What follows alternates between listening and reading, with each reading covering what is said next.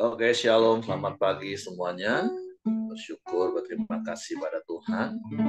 Kalau pagi hari ini kita boleh bangun lagi dengan tubuh yang diberkati, dengan kekuatan kesehatan yang baru yang datang daripada Tuhan. Bersyukur kita ada di minggu yang baru. Bersyukur buat penyertaan Tuhan di dalam hidup kita. Dan biarlah dari hari ke hari kita boleh semakin bertumbuh dan mengenal Tuhan. Dan hidup kita boleh menyenangkan dan menyukakan hati Tuhan. Bapa, kami bersyukur, kami berterima kasih kepadamu pagi hari ini. Terima kasih buat pemeliharaanmu, penjagaan dan penyertaanmu yang ajaib dalam hidup kami. Hari lepas hari, minggu lepas minggu, bulan lepas bulan, bahkan tahun lepas tahun, kami boleh menikmati pemeliharaan, menikmati penyertaan-Mu dalam hidup kami. Sungguh biarlah hidup kami menyenangkan hati-Mu dan perkenanan-Mu ada dalam hidup kami. Bapa, kami bersyukur kepada-Mu pagi hari ini. Tuhan, ku mau menyenangkan-Mu. Tuhan, bentuklah hati ini.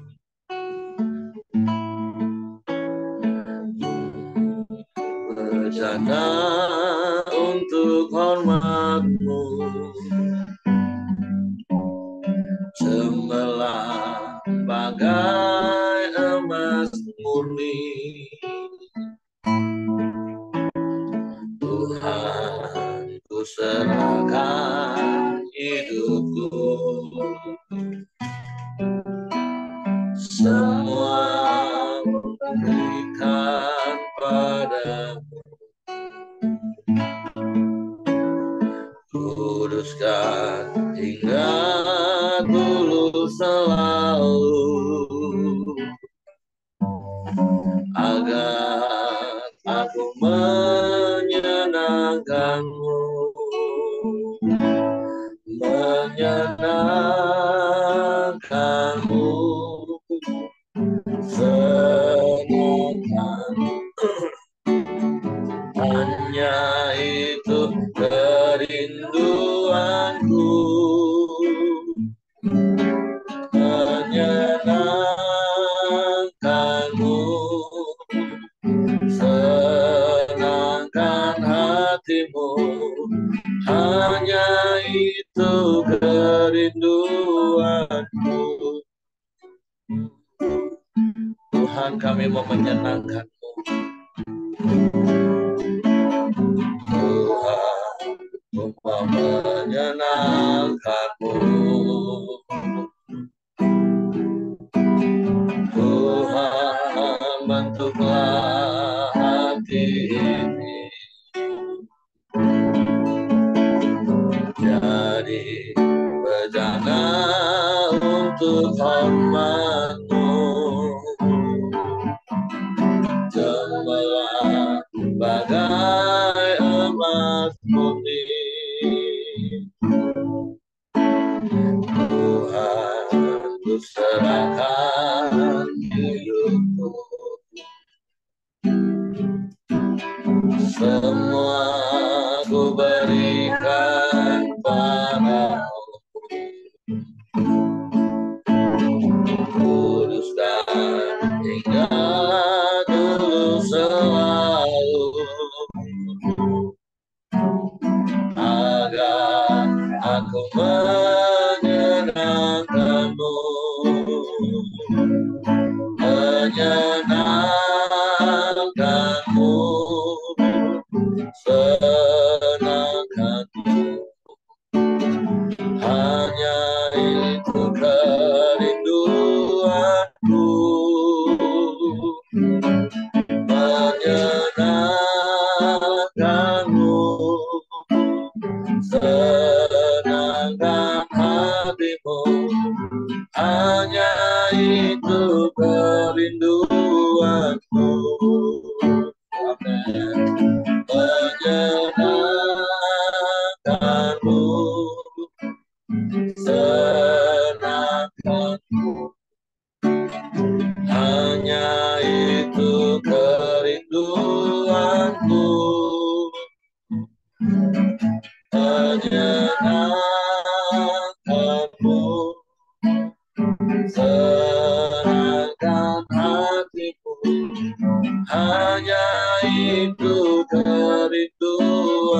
menyenangkanmu, menyenangkanmu, senang. Hanya itu kerinduanku, menyenangkanmu, senangkan hatimu. Hanya itu kerinduanku, hanya itu kerinduanku, hanya itu kerinduanku.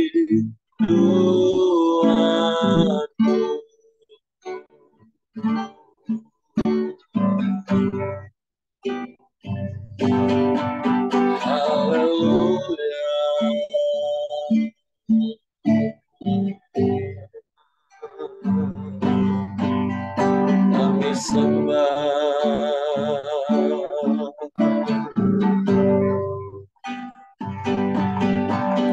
kami sembah,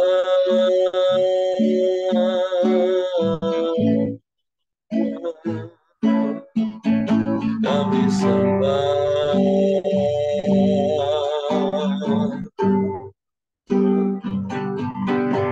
kami puji, kami sembah, sebab kami mau menyenangkan hati-Mu, menyukakanmu, ya Allah.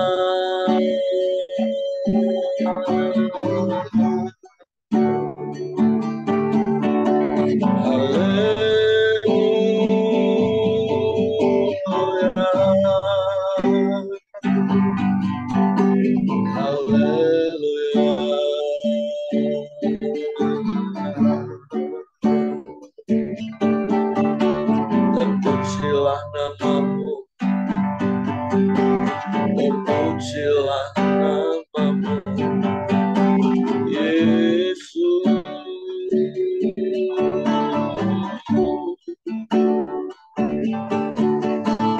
Haleluya.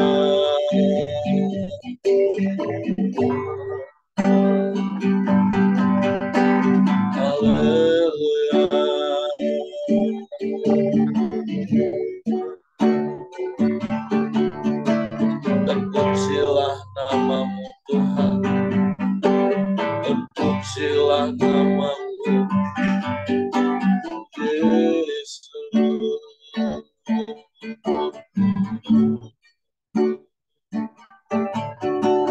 Haleluya.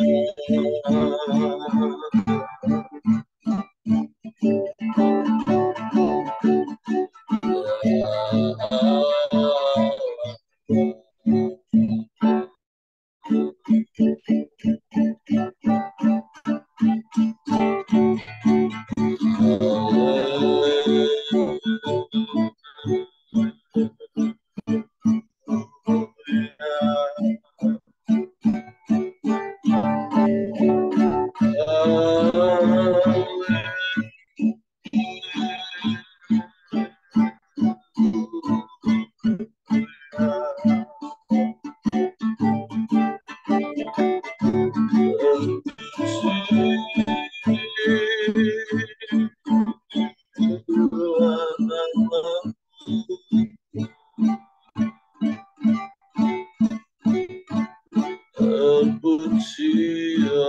namamu.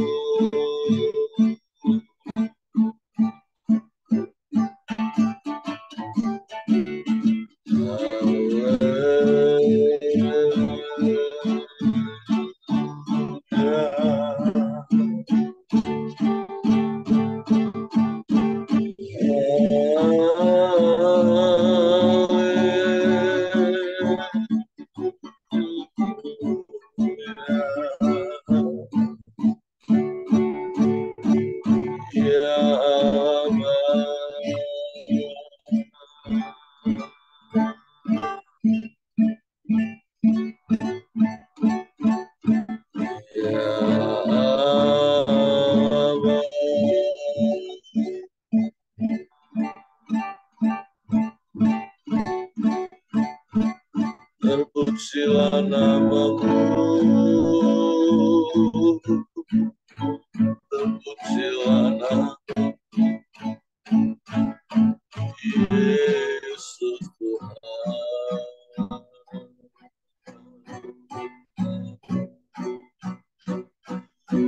Kami mau menyenangkan hatimu, meninggikan namamu selamanya.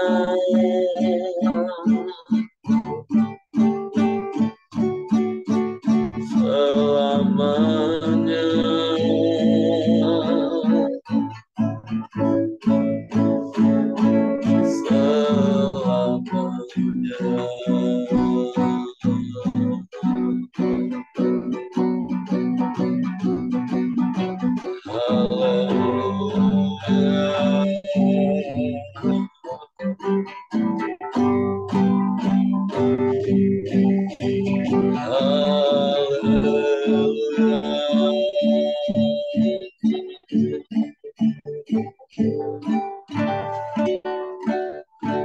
Engkau baik,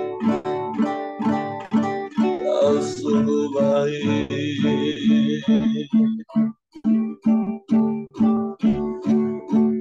Kau sangat baik Tuhan.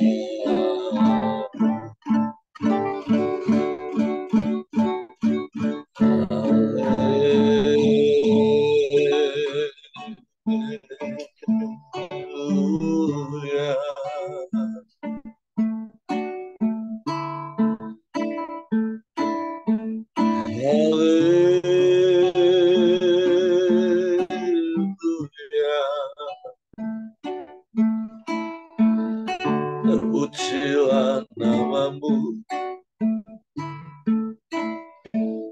terpujilah namamu.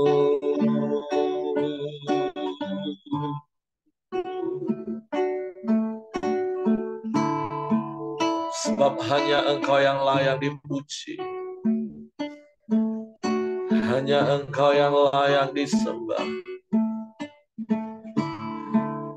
hanya Engkau yang layak ditinggikan. Dimuliakanlah namamu Yesus Tuhan.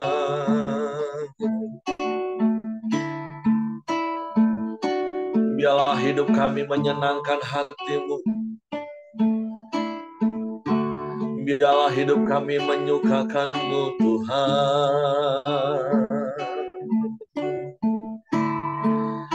Sebab kami mau hidup seturut dengan kehendak-Mu,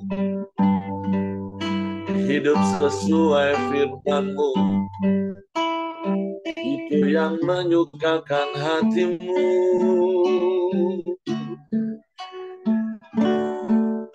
Haleluya, haleluya, haleluya. Terpujilah namamu,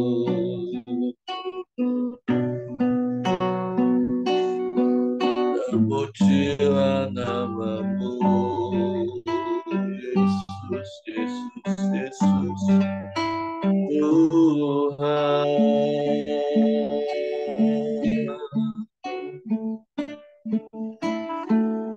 Haleluya. Haleluya.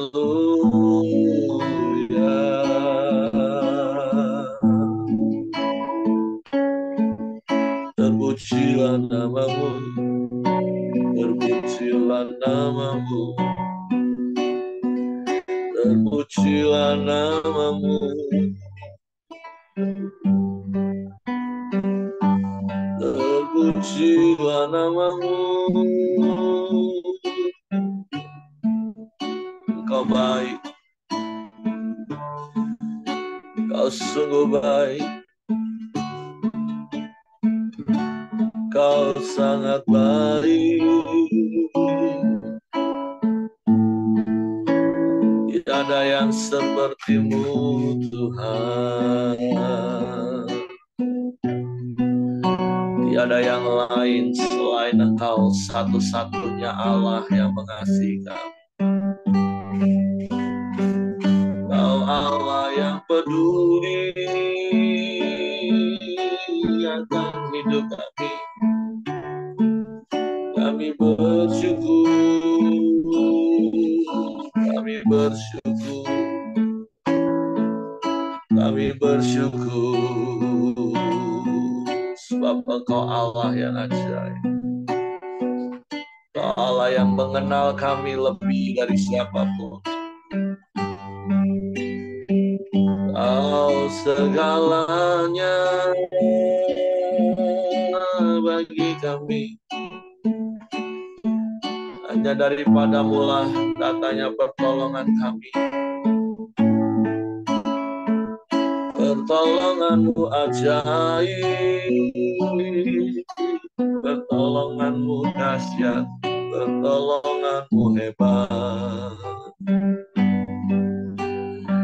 Dan tak pernah terlambat pertolonganmu, Tuhan. Waktu kami menanti-nantikanmu, berharap, percaya hanya padamu.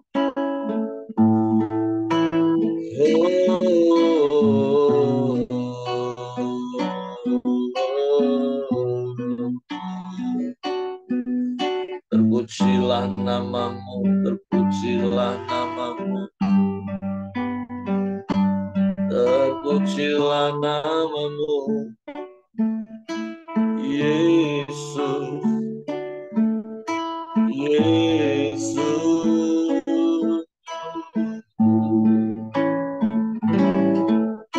Tuhan,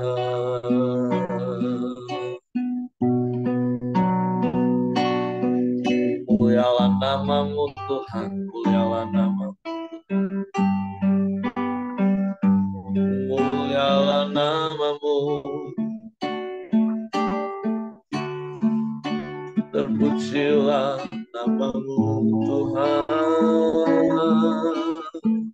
terpujilah namamu, ya Allah.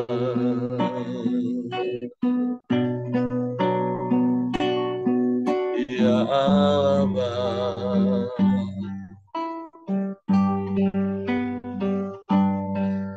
ya Allah,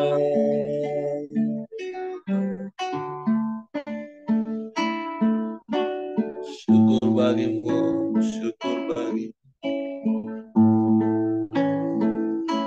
syukur bagimu.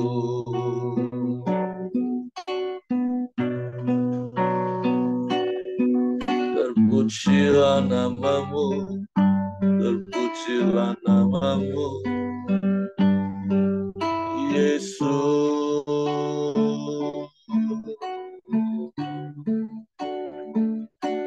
Kau Allah yang ajaib, Allah yang dahsyat, Kau Allah yang hebat, Kau Allah yang luar biasa. Penyertaan-Mu sempurna, penyertaan-Mu ajaib. Itu yang kami perlu dalam hidup kami, Tuhan. Terima kasih, terima kasih.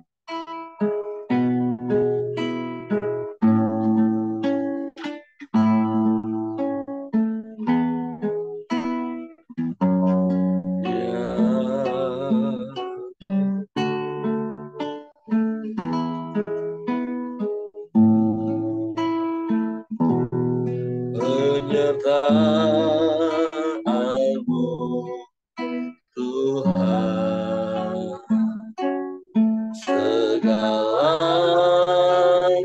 bagiku. Hadirmu di hidupku, terutama bagiku.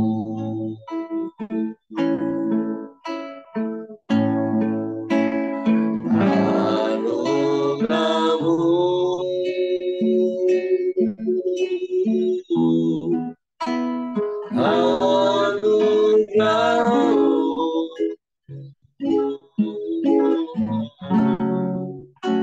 semua karena anugerahmu,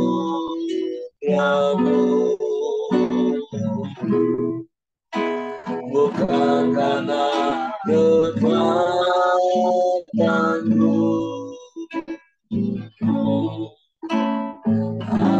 Anugerahmu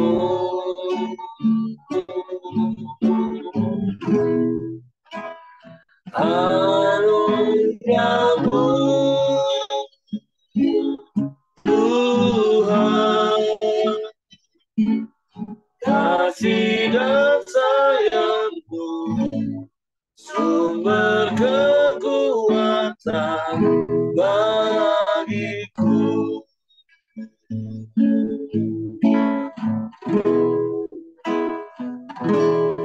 Penyertaanku Tuhan, segalanya bagiku.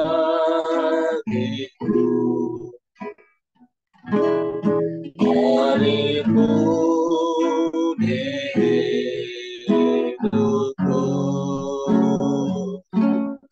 terutama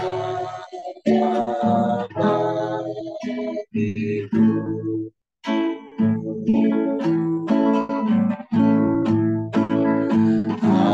Anugerahmu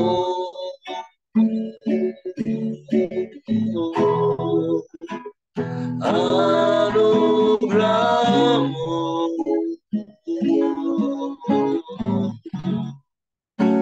semua karena anugerahmu,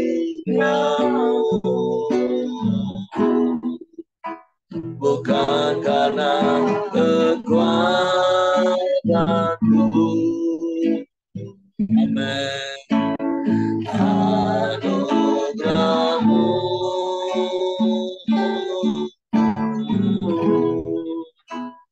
anugerahmu Tuhan,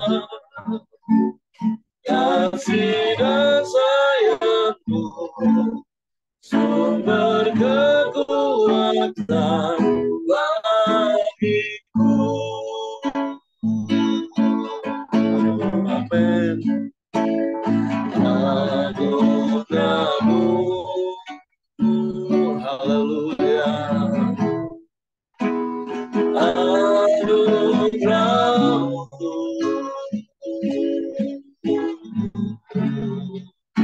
semua karena anugerahmu, bukan karena kekuatanku.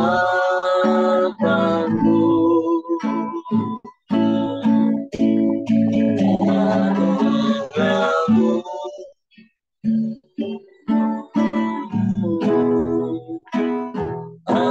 anugerahmu Tuhan,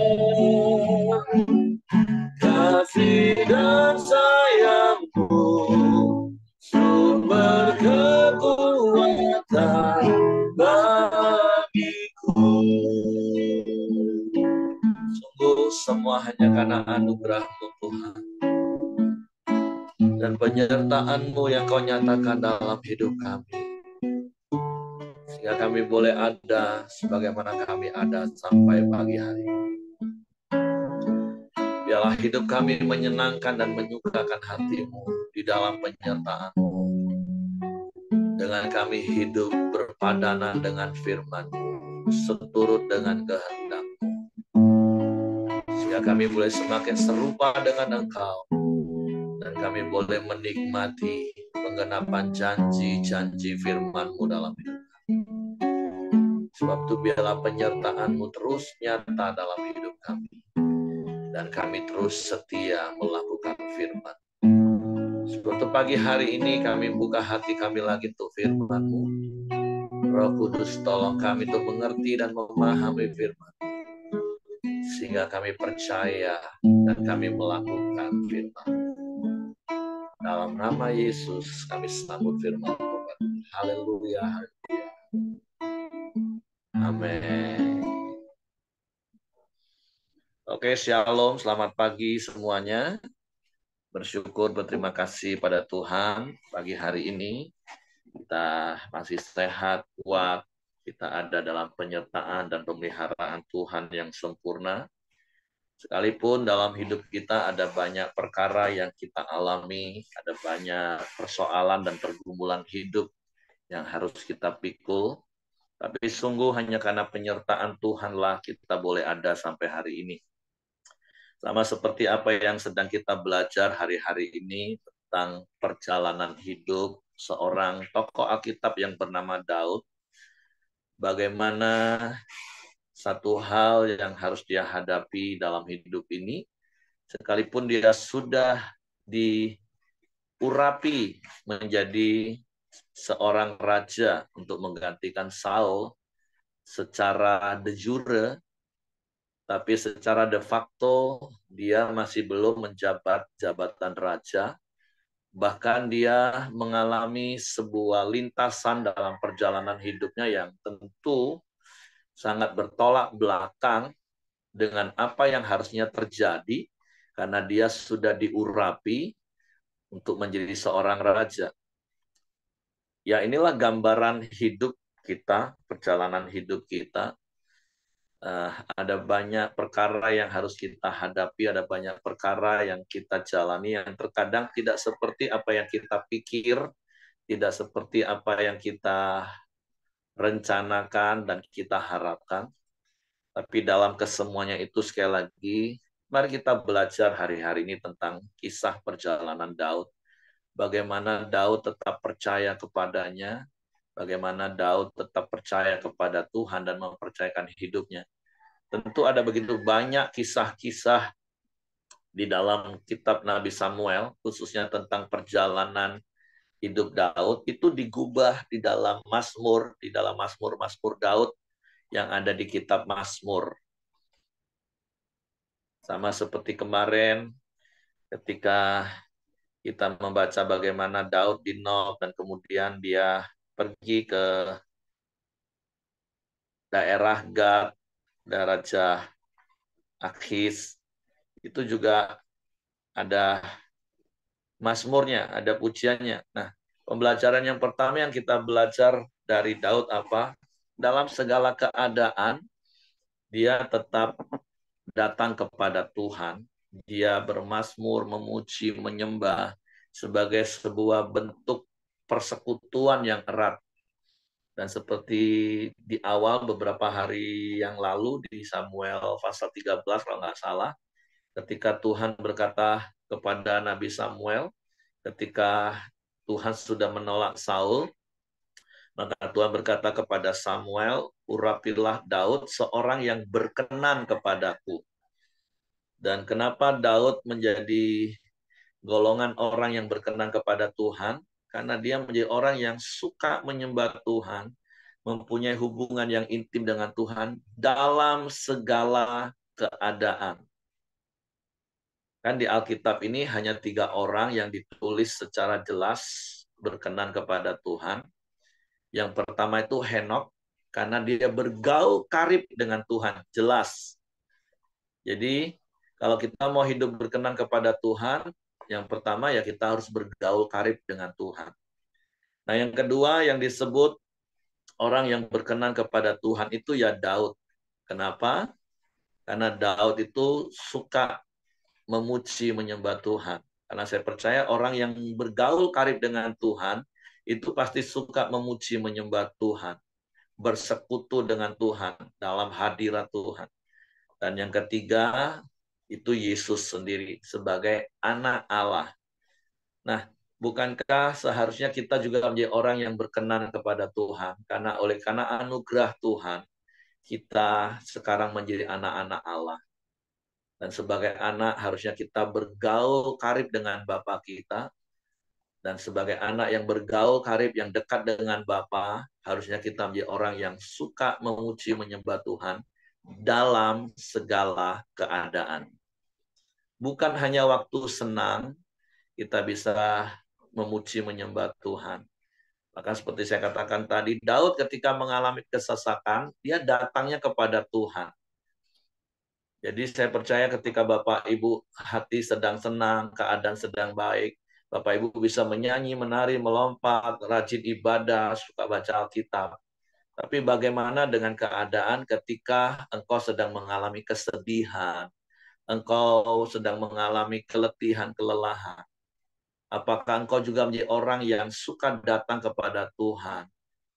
Mungkin pujian Mazmurmu itu sebagai sebuah ungkapan keluhan dalam tanda kutip, sebagai ungkapan curhatan hati, menyatakan kesedihan. Tapi sekali lagi seperti berkali-kali saya katakan, Daud itu beda dengan kebanyakan orang Kristen zaman sekarang. Tapi saya berdoa, saya berharap saya sedang berhadapan dengan jemaat Tuhan, hamba-hamba Tuhan yang pola hidupnya sama seperti Daud. Kan seperti berkali-kali saya katakan, banyak orang Kristen hari-hari ini bisa ngomong gini, apalagi khususnya dalam kondisi dia sedang sulit menghadapi situasi. Iya sih Tuhan hebat, Tuhan dahsyat, Tuhan luar biasa, tapi Pak masalahku ini beratnya minta ampun. Nah, itu kebanyakan orang Kristen yang saya temukan. Tapi saya berdoa, saya berharap Bapak Ibu bukan orang Kristen kebanyakan. Kita menjadi seperti Daud. Daud seringkali dalam kesesakan dia mencurahkan isi hatinya, dia menceritakan bagaimana dia dikejar-kejar musuh, dia menceritakan bagaimana dia seperti mau dijerat seperti perangkap burung. Tapi aku percaya kepadamu Tuhan, Engkau Allah kekuatan dan perlindunganku. Nah, itu yang seharusnya terjadi. Kita boleh mengeluh dalam tanda kutip tadi, curhat kepada Tuhan tentang kondisi kesedihan hati kita. Daripada kita sedih terus sayang diri, lebih baik kita cerita kepada Tuhan. Dan diakhiri dengan sebuah keyakinan. Iya, sekalipun Daud pernah ngomong, orang yang terdekat dengan aku meninggalkan aku, tapi engkau nggak pernah meninggalkan aku.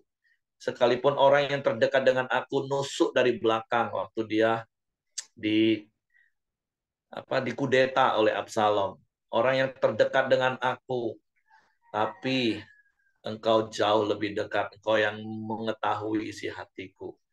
Nah, itulah yang membuat Daud juga menjadi orang yang berkenan kepada Tuhan. Jadi kalau bicara tentang berkenan kepada Tuhan, itu tadi harusnya kita bisa menjadi orang yang berkenan kepada Tuhan. Sekali lagi, karena kita anak Allah, karena penebusan Yesus di kayu salib. Yang kedua, sebagai anak kita harus bergaul karib dengan Bapa. Dan yang ketiga, menjadi orang yang suka memuji menyembah Tuhan, bermazmur. Sama seperti sekali lagi hari ini kita mau belajar bagaimana Daud akhirnya lari ke Gua Adulam. Karena kalau kemarin di Nob, di Gad, kita melihat selalu ada orang yang mencari-cari kelemahan Daud. Kan seperti apa yang saya tulis kemarin di renungan. Mari kita bertindak hati-hati, karena di sekeliling kita ini tidak semua orang akan baik dengan kita. Bahkan mungkin sebagian besar orang akan mencari-cari kelemahan kita. Makanya untuk yang kemarin di 1 Samuel pasal 21, kita belajar bagaimana hidup ini harus hati-hati dalam bertindak, dalam berkata-kata. Waktu di Nob, ternyata ada si Doeg. Waktu di Gad, ternyata ada banyak tentara-tentara yang mengenal, karena memang Daud cukup terkenal sebenarnya sebagai panglima, sebagai raja, ada disebut di situ raja. Nah, tapi hari ini kita mau belajar dari kisah Daud, akhirnya dia lari ke Gua Adulam. Lalu Daud pergi dari 1 Samuel pasal 22, Daud di Gua Adulam. Lalu Daud pergi dari sana dan melarikan diri ke Gua Adulam. Ketika saudara-saudaranya dan seluruh keluarganya mendengar hal itu, pergilah mereka ke sana mendapatkan dia. Berhimpunlah juga kepadanya setiap orang yang dalam kesukaran, setiap orang yang dikejar-kejar tukang piutang, setiap orang yang sakit hati, maka ia menjadi pemimpin mereka. Bersama-sama dengan dia ada kira-kira 400 orang. Dari sana Daud pergi ke Mispa di Moab dan berkata kepada raja negeri Moab, "Izinkanlah ayahku dan ibuku tinggal padamu sampai aku tahu apa yang dilakukan Allah kepadaku." Lalu diantarkannya lah mereka kepada raja negeri Moab dan mereka tinggal bersama dia selama Daud ada di kubu gunung. Tetapi Gad nabi itu berkata kepada Daud, "Janganlah tinggal di kubu gunung itu, pergilah dan pulanglah ke tanah Yehuda." Lalu pergilah Daud dan masuk ke hutan Keret. Nah, bicara tentang Gua Adulam, tentu kita sedang belajar dari perjalanan hidup Daud. Ini situasi yang terkadang Tuhan izinkan kita alami, tapi berapa banyak di antara kita yang bisa berespon seperti Daud. Ketika kita dalam keadaan sulit, ketika kita dalam keadaan kesusahan, Tuhan justru mengirimkan orang untuk menolong, untuk kita tolong, yaitu orang-orang yang juga punya kesusahan. Mungkin kesusahannya tidak sama, tapi intinya ketika kita dalam keadaan sulit, susah, kita aja rasanya ngadepin masalah kita aja udah capek, udah berat. Tuhan kirim orang juga untuk konseling lah tentang masalahnya. Orang datang untuk membutuhkan pertolongan kita secara materi. Nah, tapi kita belajar dari Daud hari ini. Bagaimana Daud berespon benar. Bahkan jumlahnya nggak sedikit, jumlahnya sampai 400 orang. Tapi kita akan tahu di hari-hari ke depan bahwa mereka inilah justru yang menjadi pasukan utama Daud, orang-orang yang loyal dengan Daud. Nah, makanya berkali-kali juga saya pernah katakan, kita ini bersyukur sebenarnya hidup di akhir zaman di mana firman Tuhan itu sudah lengkap ditulis. Kita ini tinggal ikuti mana yang baik dan tidak ikuti mana yang tidak baik, menjadi contoh dan peringatan. Jadi sebenarnya sangat mudah sekali kita jadi orang Kristen hari-hari ini. Apa yang firman Tuhan tulis dan itu baik, kita ikuti. Apa yang Tuhan tulis dan itu adalah sebuah peringatan, ya kita jangan lakukan. Sebenarnya simpel sekali, makanya berkali-kali saya katakan, hidup itu sederhana, kekristenan itu sangat sederhana. Cuman seringkali pikiran kita aja yang bikin rumit kita. Akhirnya kita nggak mau lakukan firman, kita berbantah-bantahan dengan firman. Tapi nasihat firman Tuhan bagi kita pagi hari ini, mari taat saja. Sama seperti Daud, dia juga nggak tahu kalau 400 orang yang susah itu bakalan menjadi orang-orang yang akan menjadi sangat berarti dalam hidupnya. Tapi Daud berespon benar, Daud menerima mereka, Daud menampung mereka, Daud memimpin mereka. Karena jelas ayat itu dikatakan, yang berhimpun dengan dia itu orang yang mengalami kesukaran, yang dikejar-kejar utang, orang yang sakit hati. Mimpin orang sakit hati itu nggak gampang, Bapak Ibu. Mimpin orang yang dikejar penagih hutang itu juga nggak gampang, Bapak Ibu. Saya nggak tahu apakah Bapak Ibu pernah dikirim dalam hidup Bapak Ibu orang-orang yang mengalami problem, terus orang-orang yang dikejar-kejar hutang, dan akhirnya kita yang dikejar-kejar oleh dia untuk tolong bayarin hutang dia. Nah, saya nggak tahu Bapak Ibu atau pernah ngalamin, saya bertahun-tahun ada di situasi itu. Nah, yang ketiga ini yang sampai hari ini, dikelilingi oleh orang-orang yang sakit hati. Aduh, nasehatin orang yang sakit hati itu kadang kita bisa capek hati sendiri kalau mereka lebih fokus pada sakit hatinya. Tapi ya saya terus belajar sampai hari ini puluhan tahun ayat ini saya praktek dalam hidup. Saya belajar berespon benar. Bukan berarti, ya kalau kondisi hari ini oke lah, kami baik-baik. Tapi puluhan, belasan tahun yang lalu keadaan kami pikir kami saja juga masih dalam kondisi susah, tapi dikirim orang-orang model seperti itu. Tapi yang seperti yang saya katakan tadi, saya belajar untuk seperti Daud. punya respon benar, terus menerima sekalipun orang-orang susah, orang-orang yang punya masalah yang datang. Ya, sebatas kasih karunia Tuhan memampukan kita lakukan bagian kita, lakukan saja. Lebih daripada itu cukuplah kasih karunia-Ku, kata Tuhan. Jadi hari ini mari kita belajar. Saya ingat jadi waktu doa puasa, kalau nggak salah Ibu Ramli waktu itu dia ngomong. Sampai dia tanya gimana, apa maksud Tuhan ya sampai dikirim 7 anak di PAUD, di Bungo itu dengan kebutuhan khusus. Dan Ibu Ramli cuma diingatkan ayatin juga. Ya seperti gua adulam, karena dari situlah akan muncul orang-orang yang hebat. Jadi kalau di sini ada Pak Ramli, ya kuatkan dan teguhkan seluruh tim PAUD Bungo untuk terus berharap pada kasih karunia Tuhan, lakukan bagian, biarlah melalui anak-anak yang punya kebutuhan khusus, keluarga-keluarga yang belum kenal Tuhan, itu akan menjadi barisan terkuat, barisan terdepan bagi pelita Bungo. Jadi mari hari ini yang kedua kita belajar seperti Daud. Sesusah apapun hidupmu, percaya ada penyertaan Tuhan memampukanmu, sehingga engkau juga tetap bisa menolong orang lain. Hal berikutnya kalau kita baca dari ayat yang ke-6, para imam di Nob dibunuh, ini karena ada si Doeg itu yang saya katakan tadi di pasal sebelumnya. Hal itu terdengar oleh Saul sebab Daud dan orang-orangnya bersama-sama dengan dia telah diketahui tempatnya. Adapun Saul ada di Gibea sedang duduk di bawah pohon tamariska di bukit dengan tombaknya di tangan dan semua pegawainya berdiri dekatnya. Lalu berkatalah Saul kepada para pegawai yang berdiri dekatnya, cobalah dengar ya orang-orang Binyamin, apakah anak Isai itu juga akan memberikan kepada kamu sekalian ladang dan kebun anggur? Apakah ia akan mengangkat kamu sekalian menjadi kepala atas pasukan 1.000 dan atas pasukan 100? Sehingga kamu sekalian mengadakan persepakatan melawan aku dan tidak ada seorang pun yang menyatakan kepadaku bahwa anakku mengikat diri dengan anak Isai itu. Tidak ada seorang pun dari kamu yang cemas karena aku atau yang menyatakan kepadaku bahwa anakku telah menghasut pegawaiku melawan aku menjadi penghadang seperti itu sekarang. Lalu menjawablah Doeg orang Edom itu yang berdiri dekat para pegawai Saul, katanya, telah kulihat bahwa anak Isai itu datang ke Nob kepada Ahimelek bin Ahitub. Ini yang saya katakan tadi di pasal sebelumnya, ada Doeg yang menjadi mata-mata Saul di Nob.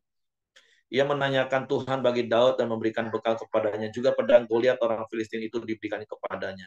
Lalu raja menyuruh memanggil Ahimelek bin Ahitub imam itu bersama-sama dengan seluruh keluarganya, para imam yang di Nob, dan datanglah sekalinya menghadap raja. Kata Saul, cobalah dengar ya anak Ahitub. Jawabnya, ya tuanku.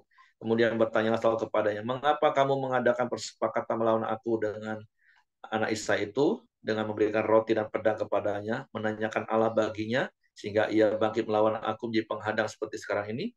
Lalu Ahimelek menjawab raja, tetapi siapakah di antara segala pegawaimu dapat dipercaya seperti Daud? Apalagi ia menantu raja dan kepada para pengawalmu dan dihormati dalam rumahmu. Bukan ini pertama kali aku menyanyikan Allah bagi dia. Sekali-kali tidak. Janganlah kiranya raja melontarkan tuduhan kepada hambamu ini, bahkan kepada seluruh keluargaku. Sebab hambamu ini tidak tahu apa-apa tentang semuanya itu, baik tentang perkara kecil maupun perkara besar. Tapi raja berkata, engkau mesti dibunuh Ahimelek, kau dan seluruh keluargamu. Lalu raja memerintahkan kepada bentara yang berdiri dekatnya, majulah dan bunuhlah para imam Tuhan itu, sebab mereka membantu Daud, sebab walaupun mereka tahu bahwa ia melarikan diri, mereka tidak memberitahukan hal itu kepadaku. Tapi para pegawai raja tidak mau mengangkat tangannya untuk memarah imam-imam Tuhan itu. Lalu berkatalah raja kepada Doeg, majulah engkau dan paranglah para imam itu. Maka majulah Doeg, orang Edom itu, lalu marang para imam itu. Ia membunuh pada hari itu 85 orang yang memakai baju efod dari kain lena. Juga penduduk Nob, kota imam itu, dibunuh raja dengan mata pedang, laki-laki maupun perempuan, kanak-kanak maupun anak-anak yang menyusu. Pula lembu, keledai, dan domba dibunuhnya dengan mata pedang. Tapi seorang anak Ahimelek bin Ahitub namanya Abiatar luput. Ia melarikan diri dan menjadi pengikut Daud. Ketika Abiatar memberitahukan kepada Daud bahwa Saul telah membunuh para imam Tuhan, berkatalah Daud kepada Abiatar, memang pada hari itu juga ketika Doeg orang Edom itu ada di sana, aku telah tahu bahwa pasti akan beritahukannya kepada Saul. Akulah sebab utama daripada kematian seluruh keluargamu. Tinggallah padaku, janganlah takut, sebab siapa yang ingin mencabut nyawamu, ia juga ingin mencabut nyawaku. Di dekatku engkau aman. Nah, yang berikutnya kita belajar hati-hati, jangan sampai dikuasai amarah, iri, dan benci seperti Saul. Sampai pada akhirnya para imam pun dibunuh hanya untuk memenuhi tujuan, keinginan, dan kemarahannya. Ini hal yang perlu dihati-hati dalam hidup kita. Intinya jangan sampai ada kemarahan dan amarah, karena itu menjadi celah untuk iblis masuk lebih dalam menguasai hidup kita. Karena sekali lagi seperti beberapa hari yang lalu kita belajar, ketika kita jauh dari Tuhan, udahlah hantulah yang pasti dekat dengan kita. Dan firman Tuhan mengingatkan kita, Yohanes 10 bagian A, iblis itu hanya datang untuk mencuri, membunuh, dan membinasakan. Jadi hati-hati dengan kemarahan. Makanya saya salah satu orang yang paling tegas, kalau ditanya boleh marah, tidak, titik. Nggak ada tawar-menawar. Bedakan marah dan menegur, Bapak Ibu. Berkali-kali saya harus ajar itu. Karena ada begitu banyak orang yang susah menerima paradigma ini. Mereka lebih suka memuaskan kemarahan mereka. Padahal sekali lagi, tidak ada tempat sedikit pun untuk marah. Apalagi amarah, marah-marah. Tegur itu wajar, memang harus lembut dan tegas, itu nilai. Tapi kalau hidup kita hanya dipenuhi dengan kemarahan, hati-hati. Karena itu akan menjadi celah bagi iblis menghancurkan hidup kita. Nah, yang terakhir dari Daud, kita belajar Daud menjadi pribadi yang bertanggung jawab. Ketika salah satu anak imam yang ada di Nob datang, yaitu Abiatar, dan yang akhirnya kita tahu ketika dalam pemerintahan Daud, Abiatar menjadi imam. Jadi Daud menjadi pribadi yang bertanggung jawab. Dia tahu apa yang dialami oleh Abiatar itu akibat karena dia datang. Walaupun dia tahu waktu itu karena ada Doeg, dia sudah feel, nah ini ada sesuatu yang salah. Makanya dia cepat-cepat pergi waktu itu setelah diberi roti dan pedang. Tapi sekali lagi kita belajar, terkadang ada hal yang terjadi dalam hidup orang, itu yang memang mungkin ada sangkut pautnya dengan kita. Tapi jangan lari dari tanggung jawab, belajar ambil tanggung jawab itu, dan selesaikan tanggung jawab itu dengan baik. Seperti apa yang dilakukan Daud terhadap Abiatar, anak Ahimelek, imam di Nob. Jadi itu saja yang saya sampaikan pagi hari ini. Ada banyak hal tentu yang tadi sudah saya sampaikan. Bagaimana kita menjadi orang yang berkenan kepada Tuhan. Kita harus bertindak hati-hati dalam berkata dan berbuat, karena di sekeliling kita akan ada banyak orang yang selalu mencari kelemahan kita. Terus miliki respon benar ketika engkau dalam kondisi susah. Kalaupun Tuhan kirim orang yang susah, layani saja dengan sukacita. Ada kasih karunia bagi kita. Dan jadi seperti Daud bertanggung jawab. Itu 4 hal yang bisa kita contoh. Tapi ada satu hal yang menjadi peringatan bagi kita. Jangan marah. Oke, itu saja. Saya serahkan kepada Hengki, ada? Ya, Pak. Oke, silakan. Ya, mari kita masuk dalam doa kita di pagi hari ini. Bapak yang baik, kami bersyukur buat kebaikan-Mu ya Tuhan. Terima kasih buat pagi hari ini ya Bapak, buat segala kebenaran yang telah disampaikan oleh hambanya Pak Heri ya Bapak. Biarlah melalui kebenaran dan nilai yang kami terima Tuhan, kami mau mempraktekkan ya Bapak. Biarlah kami tidak hidup dalam kemarahan ya Tuhan. Dan amarah itu tidak menetap dalam kehidupan kami ya Bapak. Terima kasih ya Tuhan, kami bersyukur buat kebaikan-Mu ya Bapa. Di pagi hari ini Tuhan terus memberkati setiap kami, memberikan kami kesehatan, kekuatan, dan perlindungan yang daripada Engkau ya Bapa. Dan juga buat Pak Heri yang telah menyampaikan kebenaran-Mu, biarlah Tuhan terus memberkati Pak Heri ya Bapa, memberikan Pak Heri hikmat-Mu, urapan yang lebih lagi ya Bapa. Dan juga kesehatan, kekuatan, dan perlindungan yang daripada Engkau. Dan juga buat istri dan juga anak-anaknya ya Tuhan. Terima kasih, kami bersyukur, kami serahkan Pak Heri dan keluarganya ke bawah tangan kuasa-Mu ya Tuhan. Dan juga setiap kami yang hadir di pagi hari ini, kami juga bersyukur buat kebaikan-Mu ya Tuhan. Tuhan terus memberkati kami. Tuhan terus ada di dalam setiap tengah-tengah keluarga kami. Tuhan terus melindungi setiap kami. Apapun pekerjaan dan juga usaha kami, Tuhan juga berkati ya Bapak. Dan juga keluarga besar kami, Tuhan juga berkati ya Tuhan. Terima kasih. Kami juga terus berdoa buat bangsa dan negara kami Indonesia. Tuhan terus berkati bangsa kami Indonesia. Tuhan terus membawa bangsa kami hari demi hari lebih baik ya Tuhan. Dan juga ke depan bangsa kami akan mengadakan pemilihan umum ya Bapa. Biarlah pemilihan ini berjalan dengan baik, dengan damai, dengan aman, Tuhan, dengan eh, perlindungan dan dengan adil ya Tuhan. Siapapun pemimpin yang akan terpilih Tuhan, kami percaya itu daripada Engkau ya Bapa. Biarlah Tuhan terus menunjuk pemimpin yang terbaik untuk bangsa kami Indonesia ya Tuhan. Dan juga pemerintahan yang saat ini juga Tuhan berkati. Biarlah pemerintahan yang saat ini juga terus membangun bangsa kami Indonesia hari demi hari lebih baik ya Bapa. Terima kasih ya Tuhan, kami bersyukur, kami serahkan pemerintahan dan bangsa kami Indonesia ke bawah tangan kuasa-Mu. Mari kita sama-sama masuk dalam doa Bapa kami. Bapa kami yang di surga, dikuduskanlah namamu, datanglah kerajaanmu, jadilah kehendakmu di bumi seperti di surga. Berikanlah kami pada hari ini makanan kami yang secukupnya, dan ampuni kami akan kesalahan kami seperti kami juga mengampuni orang yang bersalah kepada kami. Dan janganlah membawa kami ke dalam pencobaan, tapi lepaskanlah kami daripada yang jahat. Karena Engkau yang punya kerajaan dan kuasa dan kemuliaan sampai selama-lamanya. Pak Heri silakan tutup dalam doa. Bapak, pagi hari ini kami juga mau bersama-sama bersyukur untuk pertolongan-Mu bagi Denny dan Lucy. Terima kasih kalau pihak Bank Bukopin sudah meng-ACC pengajuan mereka sesuai dengan apa yang kami doakan. Tuhan terima kasih semua karena pertolongan-Mu. Kami juga terus berdoa, Kau teguhkan hati pembeli tanah Denny Lucy sampai besok proses jual beli di notaris boleh berjalan dan semua berjalan dengan baik dalam tuntunan kasih karunia-Mu. Dan biarlah ini menjadi pembelajaran bagi Denny bahkan bagi setiap kami untuk terus menanti-nanti dengan sabar pertolongan-Mu dengan percaya, memiliki roh yang tentram di dalam menantikan pertolongan-Mu dengan berharap terus bersandar percaya kepadamu. Tuhan yang teguhkan hati pembeli tanahnya, Tuhan yang kuatkan teguhkan hati Denny Lucy, sehingga besok proses jual beli boleh berjalan dengan baik. Tuhan, kami bersyukur buat hari baru yang penuh berkat, penuh kemenangan dan sukacita melimpah yang Kau jadikan ini, dan kami serahkan hidup kami ke dalam tangan kasih kuasa-Mu. Tutup bungkus kami dengan kuasa darah Yesus, malaikat-malaikat tempat tinggal kami, menyertai keluar masuk kami sepanjang hari ini, dan biarlah kasih karunia Bapa, damai sejahtera dari Yesus Kristus, serta pimpinan persekutuan Allah Roh Kudus menyertai kami mulai hari ini sampai Maranatha. Di dalam berkat nama Tuhan Yesus Kristus. Haleluya. Amin. Oke, semangat pagi.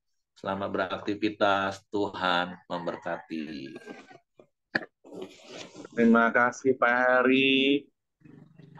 Tuhan berkati.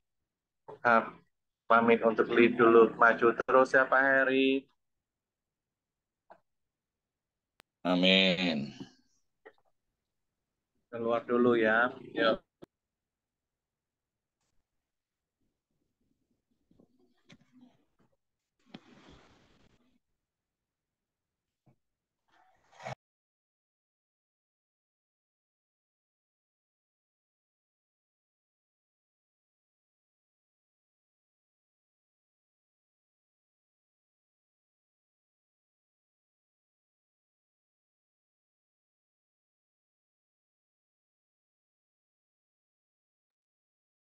Lagi ngantri minyak ya, Heng ya?